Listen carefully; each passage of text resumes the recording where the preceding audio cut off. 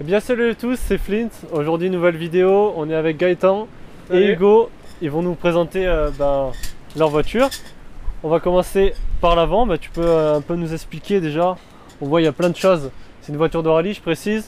Plein de choses qui ne sont pas comme une voiture de tous les jours. Donc on va faire le tour pour présenter un peu les modifications. Donc vas-y, je te laisse commencer par la face avant. C'est une Clio 2 Ragnotti, on va présenter la voiture déjà de base. Donc Clio 2 Vas-y. Ragnotti dans le groupe N. Groupe N3, donc c'est les 2 litres, de 1600 à 2 litres. C'est une top, donc boîte à crabot, autobloc, gros amortisseurs.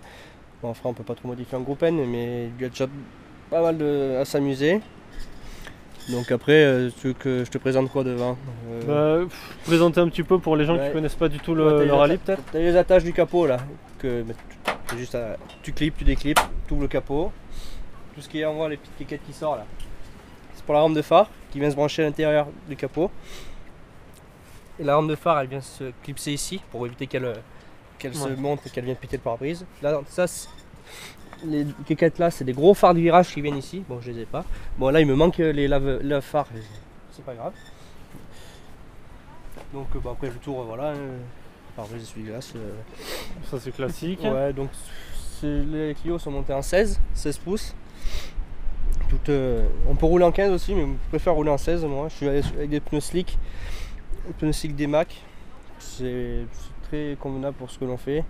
On a les rétro aviation. Je sais pas, je pense que ça s'appelle aviation, je sais pas comment ça s'appelle. Obus, ouais, les obus.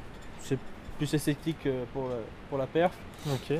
Là, ici, c'est les trous. Quand on lève la voiture à l'assistance, on la lève jusqu'à cette hauteur. On vient glisser la chandelle dans ces trous. Comme ça, on peut travailler en l'air à hauteur.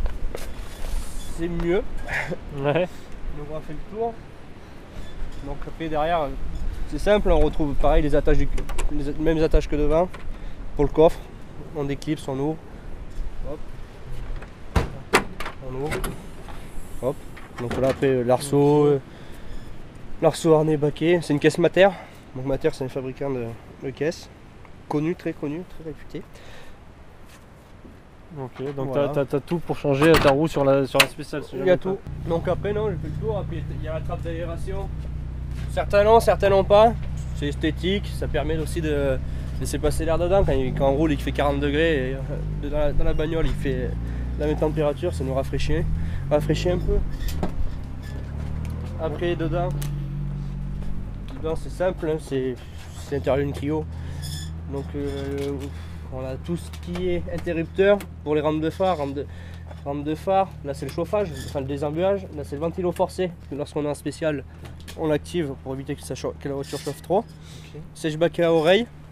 Les deux petits trucs rouges. C'est le coupe-circuit. Ça c'est l'extincteur qui est ici, l'extincteur auto. Donc à chaque rallye, on a une goupille à enlever.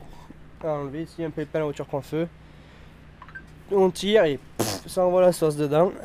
C'est pas très agréable. Ouais. Et tu peux nous parler rapidement de la boîte? Tout à l'heure tu nous as dit que... boîte à cravots dessus. Donc comment tu fais pour passer... Comment ça marche une boîte à cravots? Boîte à cravots, c'est une boîte en H, hein. C'est une boîte Sadev là. Donc c'est une boîte en H. On embraye pour passer la première et une fois que ça roule, on enquille sans embrayer. Puis à fond, on peut relâcher le passement de vitesse et on enquille, ça rentre tout seul. C'est fait pour. Après, il y en a qui les descendent sans embrayer, mais je préfère embrayer, ça préserve un peu la boîte quand même. Il y a un autobloquant dessus, autobloquant Sadev. Oui, je crois que c'est Sadev. Puis après, vraiment, on a fait le tour. Voilà, les deux coupe-circuits et l'extincteur, on les retrouve ici. Et après, c'est tout. Et au niveau du freinage, on est en plaquette carbone Lorraine. J'ai une perle à neuve. En carbone Lorraine, on est sur de... Ok. Voilà. Donc les dimensions, c'est d'origine des Clio? C'est de l'origine ça. Ok. Bon, du coup, l'intérieur basique, hein, pédalier en alu. Les cale-pieds en carbone, pilote-copilote. Donc pour le mettre en route, coupe-circuit. Hop. Voilà. Là on a le dashboard, il va s'afficher. Donc là ça clignote rouge parce que je suis pas à température. Je suis obligé d'attendre que ça, pour vraiment y taper dedans, d'attendre. Donc après voilà, on peut changer, on peut vraiment tout On peut vraiment tout paramétrer là-dedans. Bon, moi j'y touche pas trop, ça c'est pas trop mon domaine. Donc voilà, pour après c'est tout simple, hein, le volant il se clipse comme un volant. Hop, voilà, c'est clipsé. Et t'es prêt à partir? Et prêt à partir. Donc là il y a la Clio qui revient, donc il y a la Saxo qui part. Donc après je vous laisse voir avec Hugo pour qu'il présente son rôle de copilote. Bon bah du coup on est avec Hugo, le copilote de Gaëtan. Il va nous expliquer un petit peu son rôle, les choses qu'il doit faire. Donc je te laisse... Moi, mon rôle, ça va être avant tout ce qui est le plus connu, annoncer les notes en spécial. Mais après, le copilote, c'est pas forcément que ça. C'est forcément en compétition, annoncer les notes au bon moment, sur le bon tempo. Après, il y a certains types de copilotage selon les pilotes. Et puis voilà.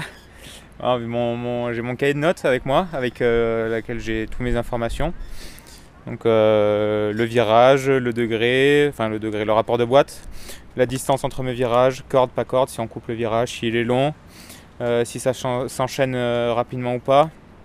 Voilà, voilà, un peu tout ce qu'on peut avoir pour essayer de décrire le virage au mieux à son pilote. Puis après, voilà, le copilote aussi en spécial va s'occuper du timing. Il va prendre les temps, donc soit avec la montre ou soit avec le chrono ici. On a notre porte-stylo, notre fidèle coéquipier qui est là pour prendre toutes les notes.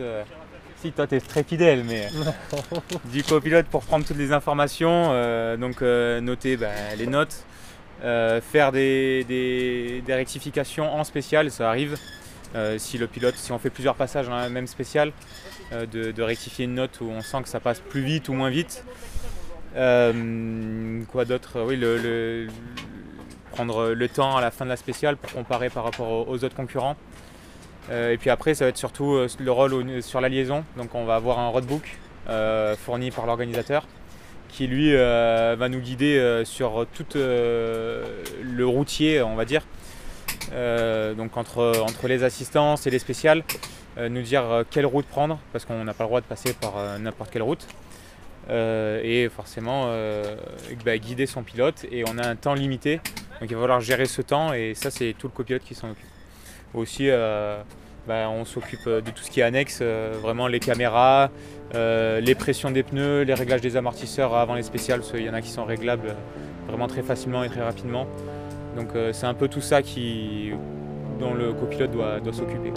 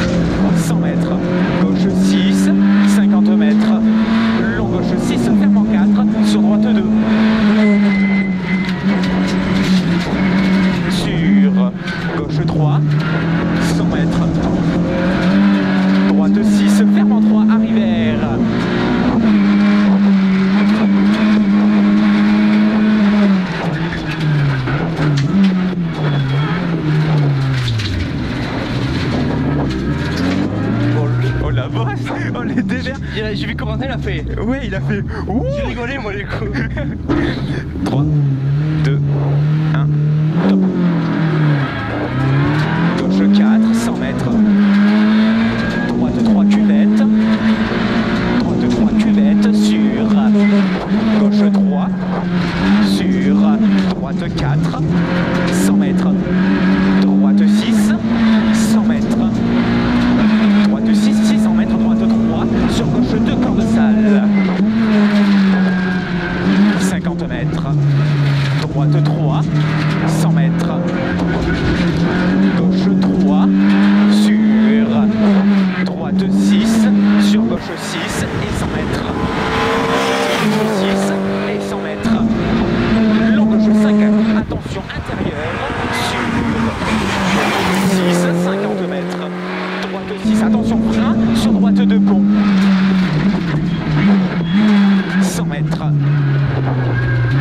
Droite 6, sur gauche 6, sur droite 4, sur gauche 4, en 2 fois, ferme à l'arbre. En 2 fois, ferme à l'arbre, 100 mètres. 100 mètres, droite 5, sur gauche 4. Gauche 4, 100 mètres, droite 3, glisse. Droite 3, glisse. Sur gauche 3, ferme à l'arbre. Sur